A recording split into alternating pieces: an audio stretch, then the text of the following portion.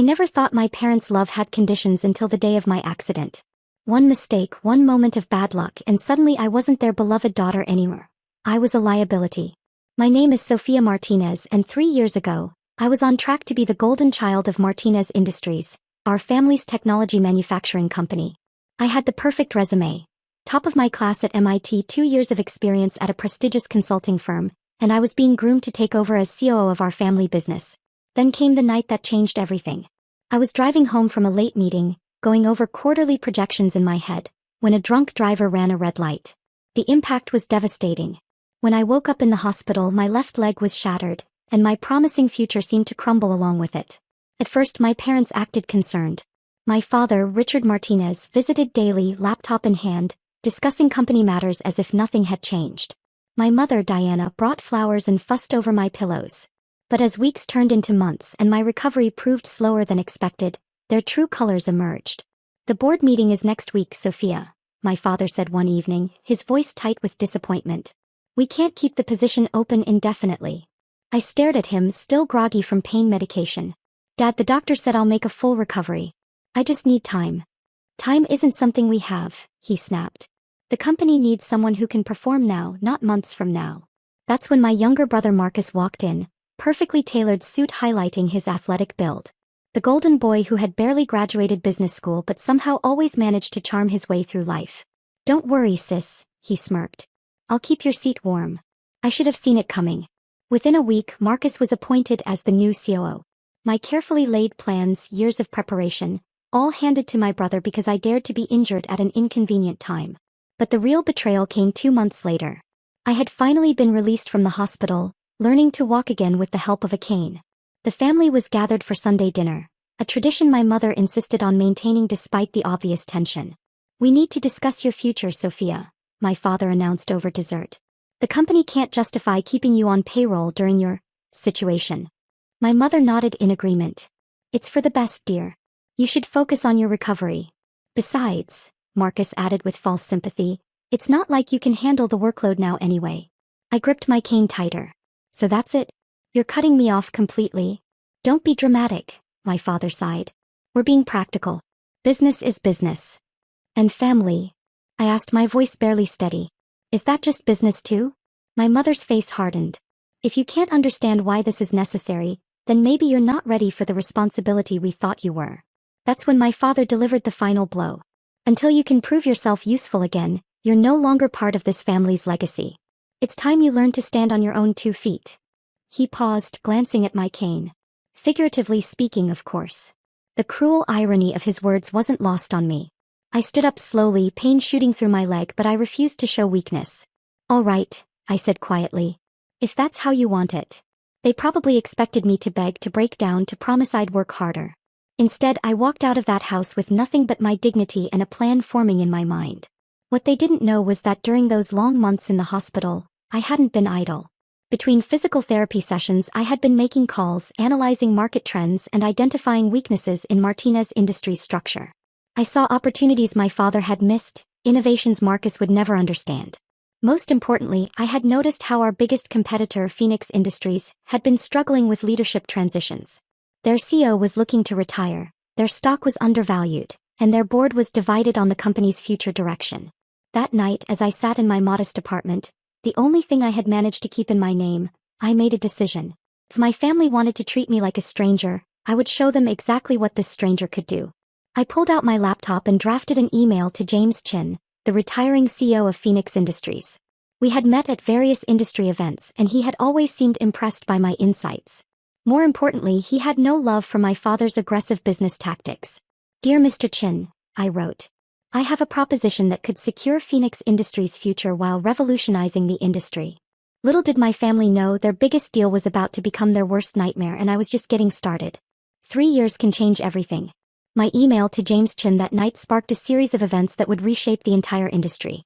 Within a week, we met secretly at a small cafe far from the business district. He listened intently as I outlined my vision for Phoenix Industries, not just as a competitor to Martinez Industries, but as a revolutionary force in tech manufacturing. "Your ideas are impressive, Sophia," he said, studying me over his coffee cup. "But why should I trust you? You're still a Martinez." I met his gaze steadily. Not anymore. They made that very clear. I showed him my analysis.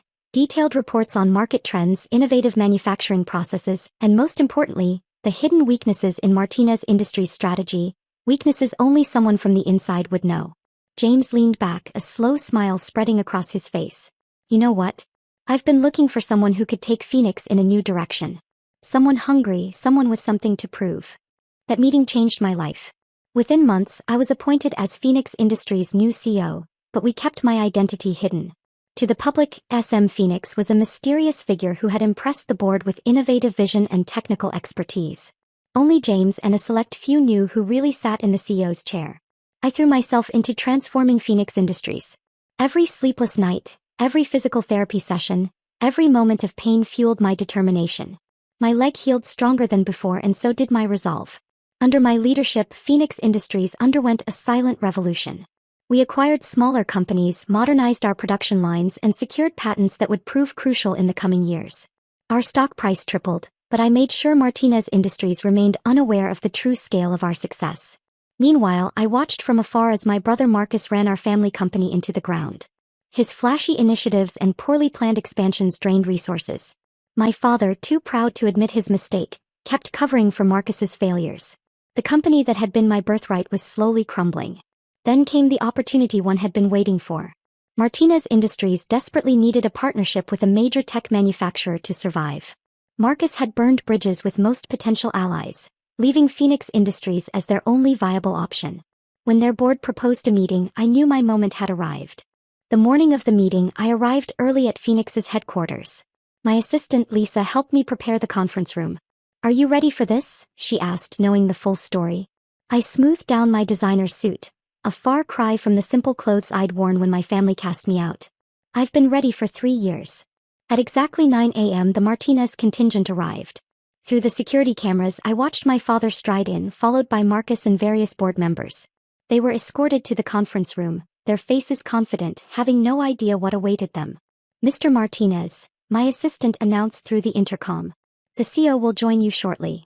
I stood outside the double doors, listening to my brother's arrogant voice through the wood. "This should be easy. Phoenix needs this deal more than we do." Taking a deep breath, I pushed open the doors. The room fell silent. My father's face went white. Marcus's mouth hung open in shock. I walked slowly to the head of the table, each click of my heels echoing in the stunned silence. "Good morning, everyone," I said calmly, sitting down. "I'm SM Phoenix, CEO of Phoenix Industries. Though some of you may know me better as Sophia Martinez. This is impossible," Marcus stammered. I smiled, pulling out a folder. "Oh, it's very possible. And we have much to discuss about the future of both our companies." My father found his voice. "Sophia, whatever game you're playing, dash. This is no game," I cut him off. "This is business. Isn't that what you taught me? Business is business." I opened the folder and began distributing documents. "Let's review Phoenix Industries' terms for this partnership. As you'll see, we're proposing a complete restructuring of Martinez Industries' management team." Marcus jumped to his feet. "You can't do this. Dad, tell her she can't do this." "Actually, I can," I replied smoothly. "Your company's stock has fallen 60% under your leadership, Marcus. The board is losing confidence. Without this deal, Martinez Industries will face bankruptcy within 6 months. These numbers don't lie, even if our family did." My father's hands trembled as he read through the documents. These terms, they would give Phoenix controlling interest. Correct. I leaned forward. In fact, through various shell companies, Phoenix already owns 15% of Martinez Industries shares. We've been quietly buying while Marcus's mistakes drove the price down. The room erupted in chaos. Board members whispered urgently to each other. Marcus looked like he might be sick.